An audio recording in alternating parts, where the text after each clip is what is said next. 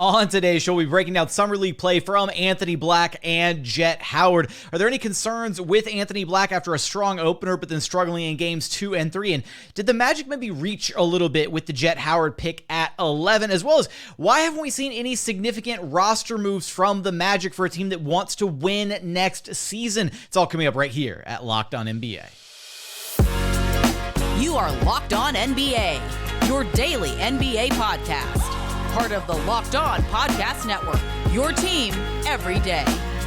What's up and welcome to another edition of Locked On NBA, the biggest stories with the local experts. I'm your host, Jackson Gatlin, also host of Locked On Rockets right here on the Locked On Podcast Network, your team every single day. Now, today's episode is brought to you by Prize Picks.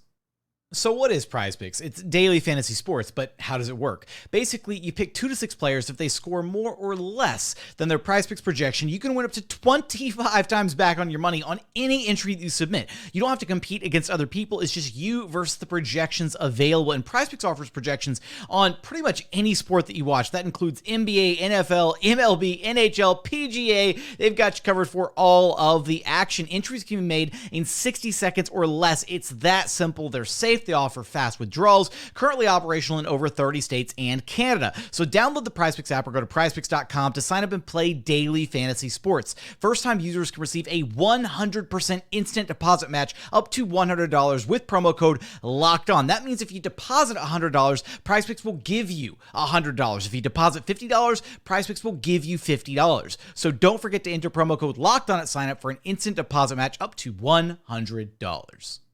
Joining us now is the host of Locked On Magic, Philip Rossman-Reich. You can track down wherever you listen to your podcasts and on YouTube. Just search Locked On Magic. And Philip, we've got a couple prospects that the Orlando Magic grabbed in Anthony Black, Jett Howard, how they looked during Summer League. Let's start with Anthony Black because I was there in Vegas. I got to see him for his very first game, his debut. And I'll tell you what, he looked phenomenal in that debut, but then things started to take maybe a bit of a turn for the worse in games 2 and 3. How would you evaluate his Summer League performance and how he looked from a Magic perspective?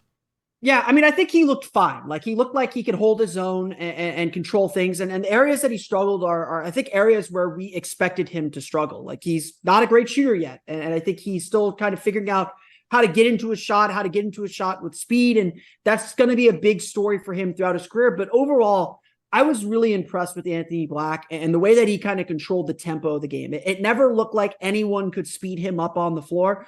And, let's be honest, the Magic went 0-5 in Summer League, and we know the record isn't everything, but the Magic didn't have a great Summer League roster. And especially after that first game, his first game was probably the best game when Kevon Harris, kind of left the lineup, and then slowly Caleb Houston left the lineup and the Magic's roster players left the lineup. There weren't really options for Anthony Black to pass to. So I think what Anthony did a really good job of throughout the Summer League was really kind of exploring the limits of his game and figuring out what he can get away with and maybe some things that he actually needs to work on and not so much get away with. I thought he played really under control, and defensively, he was as good as advertised. He locked up Jaden Ivey. I think Ivey shot 5 for 12 in the game against the Pistons. He did a really good job helping lock up Ben Mathurin. Mathurin, I think, was 6 for 17. Someone please correct me on these stats in the comments. But both of them, they got their numbers. They got some good raw scoring numbers, but they really struggled to get those shots. And Black had some really good moments against both. So I think we saw a lot of what we expected from Anthony Black and a lot of the struggles that we expected him to have too. What was the number one thing that you wanted to see out of Anthony Black, and did you get a chance to see it in Summer League? Yeah, I always say about Summer League, it's not about really finding out if you can play, it's figuring out if you can't play. And so whenever I see a rookie, especially rookies, I just want to make sure that they can hold their own on an NBA court. And even in an NBA, even in a Summer League setting, that they look like NBA players. And I really do think Anthony Black looked like an NBA player. As bad as the Magic were as a team in Summer League, Orlando, I think, mostly won the minutes that Anthony Black was on the floor. He looked calm and composed. It didn't look like anyone could speed him up. And honestly, I felt like at times he was going too slow, that the game was, that his pace of play, the way he was attacking was too slow. And so finding a way to speed him up and speed up his game, I think that's a good place to be, because most rookies, the game is too fast for them. It did not look fast for him at all. So I was very happy with what I saw. Now, on the other side of the coin, Jett Howard, who I thought was honestly, Philip, a bit of a reach at pick 11 for the Magic. I think a lot of people were maybe surprised at that selection. There were some mocks, and I feel like the highest that I saw Jett Howard mocked going into the draft was like 13 or 14. And I know that we'd spoken previously about the need for shooting for Orlando, and that was a definite need going into the draft and something that the Magic were trying to identify. How do you think he performed through Summer League and kind of your evaluation of him through his handful of games? Yeah, by the same token, like I agree with you. Like I didn't even have a draft profile written on Jett Howard because he just wasn't even like he was on my radar obviously throughout the season, but he struggled so much at the end of the season. And you watched his tape, and it was just like this guy didn't really seem engaged defensively. It seemed like Michigan was better with him off the floor for a lot of their time statistically at least.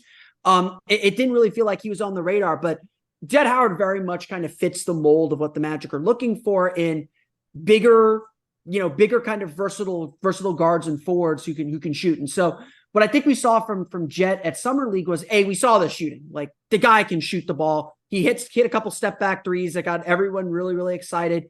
He was able to hit those spot up threes.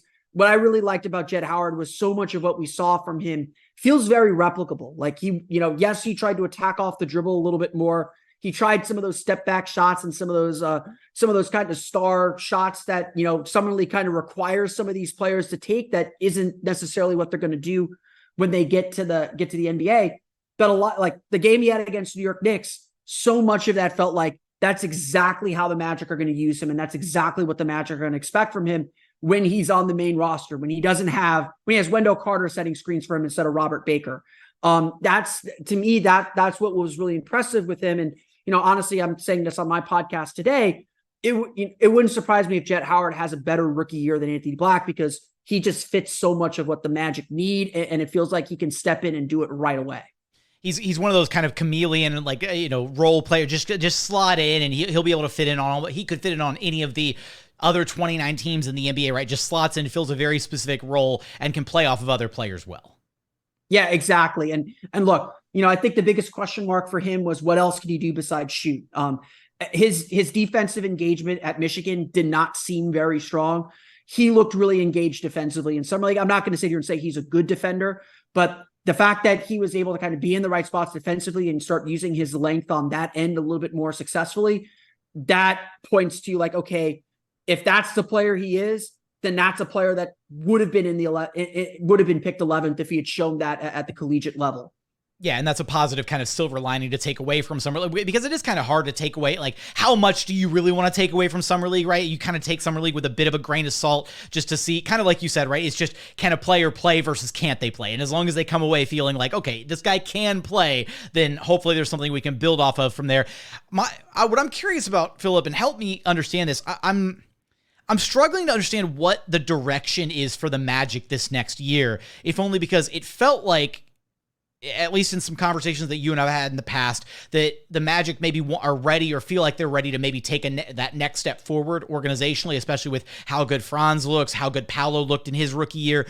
But they also are coming out of an offseason with no significant major moves. So what, like, are they just kind of in a holding pattern? Are they buying time? Like what do you expect the rest of the offseason to look like for the Magic? Can I answer all of the above a little bit? I think, look, you could go back and listen to our Locked On mock draft. I got ridiculed for the picks and decisions I made because I was ready to speed up the timeline. And I would say I was ready to speed it up a lot quicker than the Magic seemed to be. To me, this season for the Magic is very much about winning. What Jamal Mosley said after the 2022 season, entering the 2023 season last season, was we need our guys to level up. They were a young team. They just gone through a 22-win season.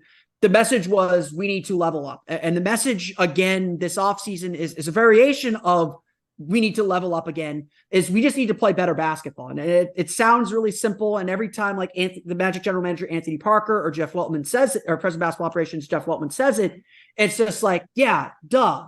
But it's more about like turning the ball over less, being more consistent offensively, being more consistent defensively. What I think the Magic did this offseason is they're pushing their young guys to win a little bit more, but they're also giving their young guys an opportunity to show that, hey, we can win. We're going to, the natural progression of our development is that we're going to be a team that's competing for a play-in spot, competing for the playoffs. They were the last team eliminated from the Eastern Conference playoff picture last year. There's only one other place for them to level up if that is indeed the goal.